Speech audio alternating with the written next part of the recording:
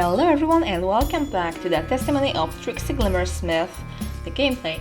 So, this is like a sequel to the Parsnip, if I can call it a sequel, because the universe is the same, we are seeing the same cottages, we meet the same characters from the Parsnip game, and we stopped recently after, well, looking through the boxes of evidence at the home of squirrels who, well, either went on holiday or just went missing, we are not sure which one is true, and we found out some scribbled information about a monster. So we're going to continue our research for the player of, let me think about what was the name, The King in Yellow, because it's supposedly a very important cursed play that is nowhere to find, but our friend, let's call her a friend, from the student housing asked us nicely to retrieve it for her. So let's continue our quest. I strolled past the sheep field. The silly creatures were absent-mindedly chewing on grass, as sheep are apt to do. It looked like a refreshingly simple life. The field was overshadowed by a large tree. There seemed to be a few shiny pieces of jewelry trapped high up in the branches. Maybe it was one of the Leroux's art pieces. I don't see any jewelry here. A ragged nest was perched high up near the top. It looked deserted. Oh, the magpie is lost, right? This was probably where that fucked up bird Leroux's had mentioned lived. Oh, that's the house. The cottage at the end of Daffodil Lane was a bleak building. The windows and door were all boarded up. Its interior was dark and the entire building had an uneasy aura around it. I mean the pentagram, yeah. Compared to its scenic surroundings, this place was a septic sore. I remembered the child's creepy message. If there was anywhere near the woods a monster would live, it was here. I was almost relieved to realize I had no way of getting the boarded-up door open. Oh no, there's no way I can get into the cottage. I am so weak and brittle. I felt a little cowardly, so went out of my way to half-heartedly tug at one of the planks. Fortunately, I'd never been strong, and estrogen has further reduced my ability to pull planks of the things. Well, that was conclusive. I can't possibly get this off with my weak little arms. I almost used this as an excuse to get out of doing Nikita's busy work, but without her help, I knew I'd fail my coursework. I wasn't going to go home a failure. I will forever regret not taking the excuse. I should get a crowbar or something. I think that's how people get planks off of things like games and stuff. I'll head to town. I'm sure I can find some boring old person shop that sells tools there. You think so? I dusted my hands and started hike back to town, somewhat regretting never learning to ride a bike. Oh, pity for you. The monster near the woods would have to wait. Yeah, potato chips! It was a long walk back to town. Still, the exercise was probably good for me. I hadn't spent much time in town since moving to Blue Hills. It's too loud and busy for me. I'm pretty sure people stare at me too. Though that might just be me being paranoid or my anxiety talking, I don't know. I was looking for a tool shop or something when I noticed a small shop called Heidi's. And the potato crisps here. In the window was a big poster. All crowbars half price. What a coincidence! That was convenient for sure. And the bat thingy. I want that. Screw the crowbar, I mean, that's what we want to buy. The shop seemed empty. Hello? Is anyone there? Nothing. There was a door behind the counter, slightly ajar. I guess it led to an office or something. Maybe the owner isn't there? Let's look around the shop because I want to get this bat. I guess I'll just wait a while. I looked around the shop. It seemed to sell everything. Magazines, tools, sweets. The pricing on everything seemed to be almost random. I had no idea how Heidi was running the shop this way. I took a look at the vending machine at the corner. It didn't have a window, so I had no idea what was in stock. I gave it a tap. Squawk! Oh. Before I could think too hard about what happened, I noticed a cute Cyber-Drag Cool Yes from Space plushie, the only bit of official merchandise ever produced for the show. They've been taken off market because they contained lead. But it looked like Heidi's hadn't gotten the memo. Hey! Don't break that! I drove the plushie back onto its shelf. A hyena had stepped through the door in the back room. Either her spots were dyed red or she was splattered in blood. I assume this must have been Heidi. Sorry, aren't those like toxic though? Jeez, how are you, the PC police? She smirked. I think she was trying to make a joke. Also, I think your vending machine yelled at me? Yep, it does that. Anyway, buying anything? Welcome to Heidi's, how may I help you today? That only looked at and sounded extremely forced.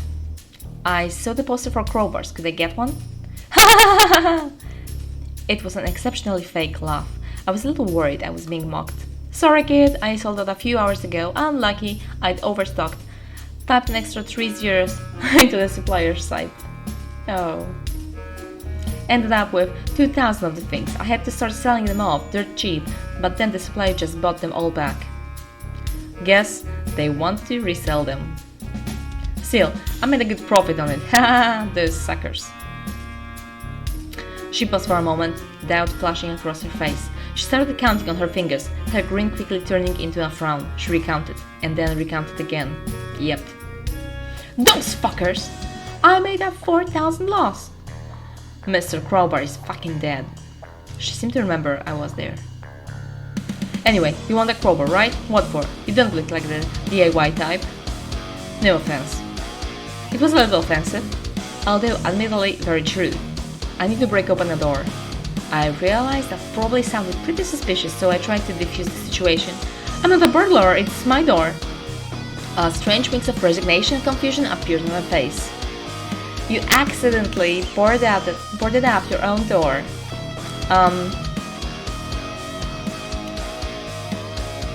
Blame drunken students. Haha, yes.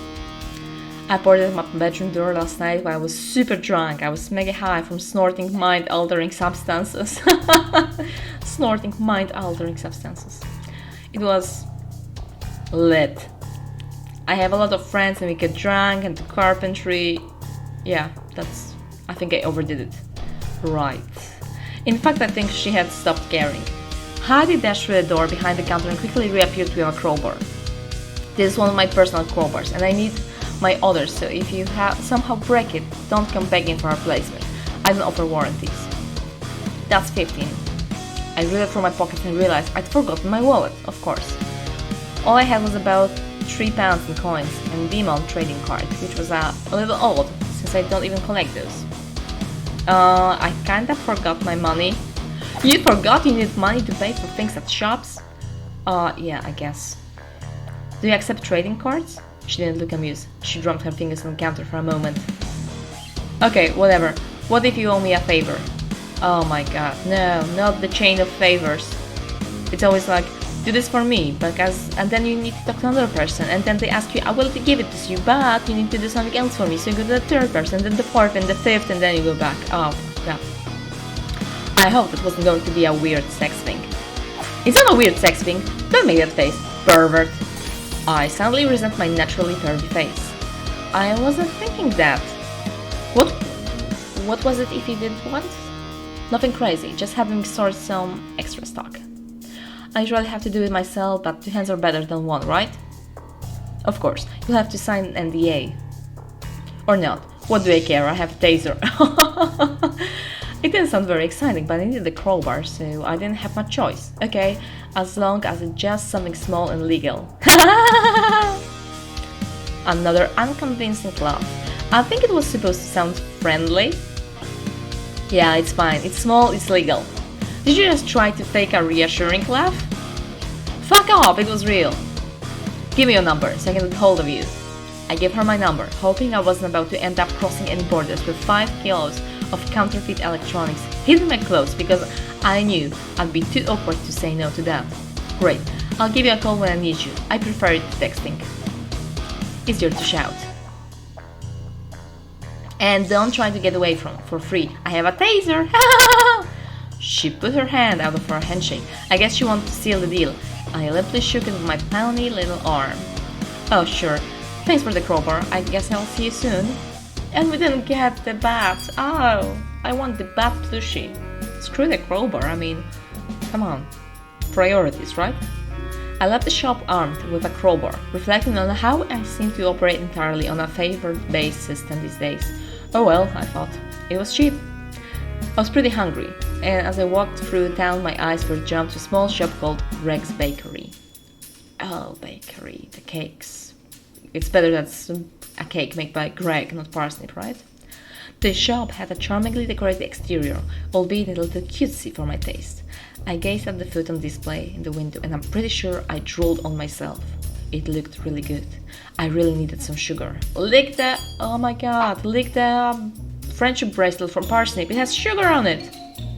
Hi, welcome to Greg's Bakery. I'm Greg and this is my bakery. Greg has sharp fangs like a bat, which is nice, though obviously that isn't important. Oh hey, I'm here to eat cakes. And there's pizzas, and cakes, and muffins, and tartalettes. Do you sell cakes? I don't know why I asked that. I knew they sold cakes. I've just been drilling over the display. Oh, sure we do. I make them all fresh every day. Do any catch your eye? If you decide you don't want a cake, I have plenty of other pastries and treats for you. An iced bun, a pizza slice, a donut, vegetable rolls, a bag of sprinkles. Probably the bag of sprinkles is the only one we can afford. The choice is yours. They seemed nice, albeit slightly hyperactive. Well, that's what the sugar does to you, you know? I kinda suck at buying food, especially when there's too much of a choice, so I was glad to hear the door loudly open behind me and distract Greg. Hey, Abel! The usual? You betcha, hon. How's work going? Great, thanks. It's been a quiet day so far, but now I have 2 customers at once. Exciting, huh? What was it you wanted me to get you? They were looking at me and I still hadn't decided what I wanted. Can I get, I've been cut from under milk delivery route, Greg. Can you believe it? What? No way! Another one? How come? The distraction gave me a chance to pick at something my eyes scanned across the cakes, desperately trying to choose one. My old manager left a few weeks back, and no one is, semi-competent? He noticed I was taking me the entire day to do the morning run and that they were paying me to deliver to empty buildings. I was like, no way, my contract says I have to, but he read my contract and it doesn't. The contract excuse had worked flawlessly for like 4 years, so I had no backup plan. So yep, I'm just delivering to North Acres since they refuse to let us deliver via drone like we do everywhere else now. I'm almost obsolete. Good job, those nimbus are keeping me in a job for a little longer. Oh no, North Acres? I've heard bad things about that place. They aren't too keen on outsiders. What a sucky situation. Oh heck, have your food on me. They placed Belle's order on the counter and cancelled the payment. 2 large coffees and 4 vegetable sausage rolls. A pretty impressive lunch. Oh, you're too kind, hon. I'll make it up to you. North Acres ain't that bad. I just ignore the locals and don't hang around. I think she must have noticed me staring at the cake slack-jawed. Oops, sorry for pushing in, Han. I'm not used to there being other people here. It's pretty quiet most days. Oh no, I'm sorry, I got distracted. What was it you wanted? I remember turning to look at the wide-open beer. Let's get a donut. I want a donut, but somehow got hurt in my own confusion and messed up. Cake. I shoved a finger meekly at a random cupcake. 1 triple chocolate muffin coming right up. This wasn't going to plan. They picked up the muffin with some tongs and slid into a paper bag. Any other cakes, drinks, or savories? A cheese bake, maybe? Get another muffin, please? Great choice! Belle stood at me munching one of her rolls. She seemed amused by my inability to buy cakes. I don't think I've seen you around town before. What's your name, hon? Oh, I'm Trixie. Trixie Glimmer Smith. I only moved here a few months back and I don't get out much. Nice to meet you, Trixie. The name's Belle. She stepped forward with her arm outstretched and I shook her hoof. It was really clunky and awkward since she didn't have fingers. I hope this ain't too presumptuous, but if you're looking to make some friends here, you're always welcome to come down the Attic Mouse, the bar just around the corner. It's always nice to make some new pals, you know, especially if you are new to the area. I sometimes go with Belle, but I've been too busy with the bakery recently. Everyone there is super nice, very gay too, so you can just be yourself. I guess we're lucky to live in a queerest town in the country. I mean, not officially sure, but heck, you try finding someone here who isn't queer. They had a point. Everyone I met was pretty fucking gay. Oh, Thanks for the invite. I'm not too good with social stuff though. That's fair. You're always welcome to come along though, Han. Just thought it'd be nice to let you know there's somewhere you can go if you need it, you know? I realized I was getting late and I still had to walk back to the cottage. Crap, I gotta go, sorry. I dropped some coins on the counter and ran out of the bakery. I hope I paid enough. Probably not. But I heard the pair say bye behind me. They both seemed kinda nice, albeit a little scary. So we're back at the cottage. I had to take a short break to recover from gorging on about 5,000 calories of muffin, but I eventually reached the abandoned cottage at the end of Daffodil Lane. I managed to pry the front door open with the crowbar, which was tough given my complete lack of muscle mass. Regardless, I got the door open and tossed the crowbar away. My weak little arms couldn't carry it anymore. Without waiting around, I stepped through the dingy portal. I was immediately hit by a wall of stale air and decay. Oh! This place is disgusting. I flicked my torch on and I finally realized it had no batteries. Of course. Frustrated, I chucked it on the floor. Litter bag.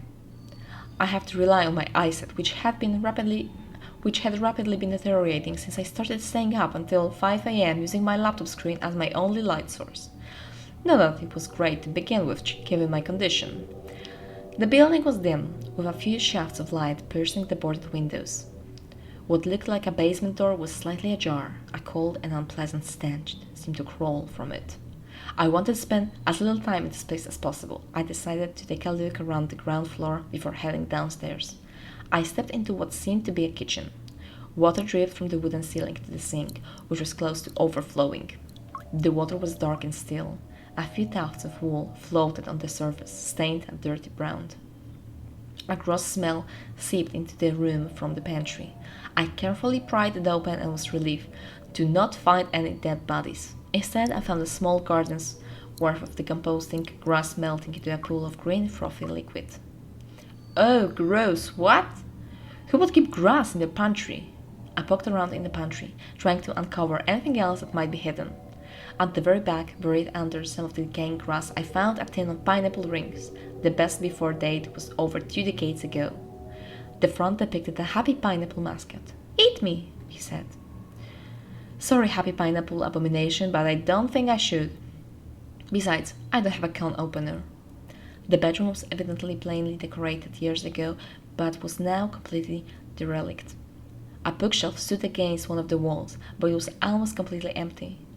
The only books remaining were Manners for Girls and 7 Plants I Saw, an Adventure Story.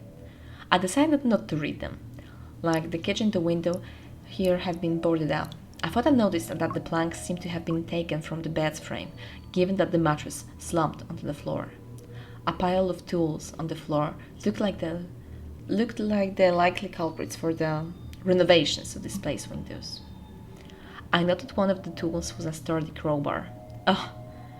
I went to all that trouble getting a crowbar when I could have just broken in here and got one for free. The tools looked old, but judging by the relative cleanliness, appeared to have been used recently. Next to the bed, there was a small dresser, and on top of that, a picture frame. I wiped the dust away from the photograph to reveal a woman, probably in her 40s. The photograph itself had that old-fashioned faded look to it, and her hair looked very 80s. I guess this lady must have lived here before abandoning the cottage. It doesn't look like she probably packed when she left, though, given that a load of her stuff seems to be here. There was a loud groan from upstairs. The settling of the cottage's timber frame, I told myself. Regardless, it gave me a scare.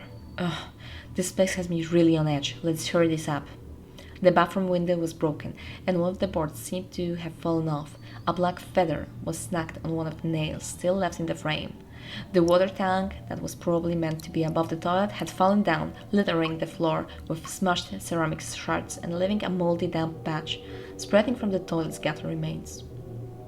The bottom few inches of the bathtub were both stained brown, as if had been full of rancid water for some time before being emptied. The black hole was matted with wool, almost like a spider web. This is nasty. What's wrong with this place? Well, I kind of know.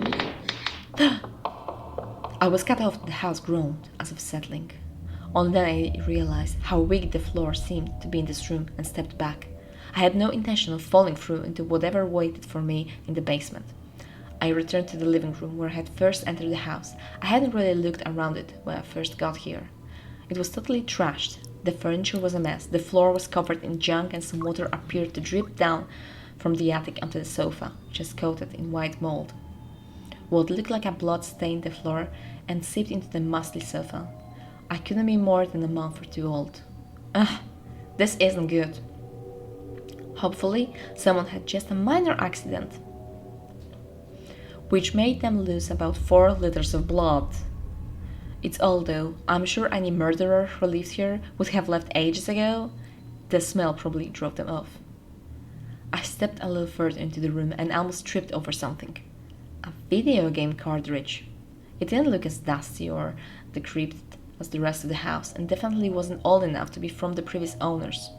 Some brown hairs and white wool blocked the pins, and the image printed on the front was scratched, but still readable. Gunshot 4. Nice, I really enjoyed Gunshot 3. I'm gonna leave it. The cartridge looked kind of sticky and nasty, and the cartridge wasn't exactly clean. I decided to leave it there to avoid the potential tetanus. Oh yeah, because we probably would die, yeah. Like this girl did in the previous episode, like in Parsnip, the original. On the ceiling a small trapdoor led to the attic, but there didn't seem to be any way up to it. I only now noticed the harsh carvings had been dug into the wall and inlaid with golden paint. Dozens of identical eyes had been watching me. I found myself drawn to them. The house suddenly shuddered and almost collapsed. Ah! I regained my footing. Thankfully, the house had remained standing. I turned away from the drawings, deciding to avoid them for now. There didn't seem to be much more to see on the ground floor, and I still hadn't found that book. There was only one thing for it. I have to go into the dark, thinking a basement. I forced the door open on its rusted hinges and made my way down to the stone stairs. The decaying air grew worse with each step.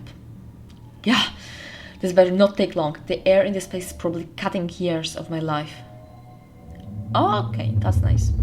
The stairs emerged into a large basement, almost as big as the entire ground floor. My eyes were immediately drawn to the horrific scene at the center of my room. Ugh. What is this? Are those... 2 skulls were positioned around the chipped remains of some kind of symbol etched onto the floor. I better look around quickly. I really don't want to stay here much longer. After a closer examination, it was clear the skulls belonged to a pair of squirrels. Oh gosh. So much for the LaRose's Pacific Cruise theory. These both seem adult-sized though, which means the girl is missing. Hopefully I don't find her here. The skulls were undamaged, with no indication of how their owners may have died. Strangely, I don't recall having seen any other bones around the cottage. I decided to leave them to their rest. Not that I'd been brave enough to do anything other than nervously stare at them from a distance anyway. With the most obvious thing in the room thoroughly examined, I took a look at the rest of the basement. This whole room looked like something from one of those trashy horror stories I'd read. It was uncanny.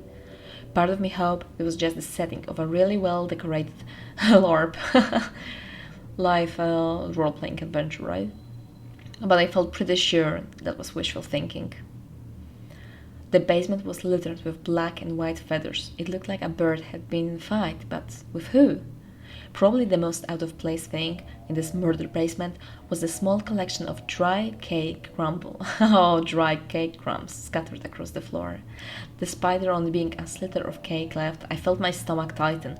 A deep and primal part of me knew it was a bad cake. I felt sick even looking at it, and I knew it wasn't the air. It was a wrong cake. I took a closer look at the symbol. It was etched into the stone with some kind of tool and gilded with a golden paint. It depicted one of the eyes that I had seen painted upstairs. It was no less unnerving here, especially given the rest of the room. I think it's time to get out of here. Okay, so I know so far it looks like I spent all week running errands and stuff, but trust me, I have my reasons, as I hope you will soon agree. This is where things get a little hard to recall, but I'll do my best in the interest of proving why I'm going to need a few weeks extra to finish my coursework. Oh, so basically the whole game is just like an excuse why we didn't, well, submitted our coursework, I guess. Thanks for reading this far. By the way, faculty admin team, I appreciate it, thanks. There was a loud screech, and the cottage above me started to shake and creak. I heard a long groan as the basement door shut. Shit. The cottage continued to shudder. I could hear furniture topple over and slam against walls above me. I need to get out of here. Before I could make a move, whips of golden mist curled around two skulls. They jerked around to face me before lifting off as the ground if pulled by masked bat strings. No! The floating bones remained motionless in the air, their eye sockets boring deep into me. Stolen release beyond betrayal, cloud wave, scum, carcassa. The skulls called into my mind, a rasping voice that felt as if it's coming from within my own thoughts. Upstairs the cottage continued to shake, the sound drowning out even my breathing, but the voice remained clear. The rabbit betrayal, how blue starlight, Carcassa. Carcassa, the dread city trapped forever under the red skies of the Hydes. The stolen crown jewel of a long-forgotten empire. The setting of the King in Yellow, that much I knew. If the play was anywhere, it would be here, but it was hardly at the forefront of my mind at this point. The spire, broken body, Carcassa. What are you? I am the abomination, the malformed stock, the accursed meat, filthy and clean. Trapped Carcassa, the ashen streets, the dying slumber beneath the lake, forever and yet free. Please, I didn't mean to disturb you. My friend made me come. She wants to play the King in Yellow.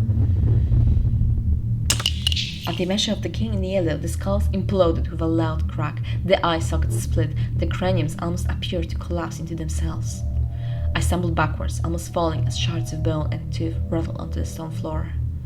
The cursed play stolen, the monochrome prophet, the broken royal, the head stolen, a new owner for the play found, trapped Carcassa forever and yet I walk again. We will meet again, small white rat. The skulls dropped onto the floor with a loud crash. The golden glow dissipated, and as the room fell silent, I could feel myself toppling towards the cold floor as my mind disconnected. That was pretty creepy. So we got into the point where we have entered the mysterious cottage. We have experienced some, I don't know, like ghost sighting or something. So I think this is like a great place to stop this episode, and I hope to see you in the next one. Take care. Bye bye.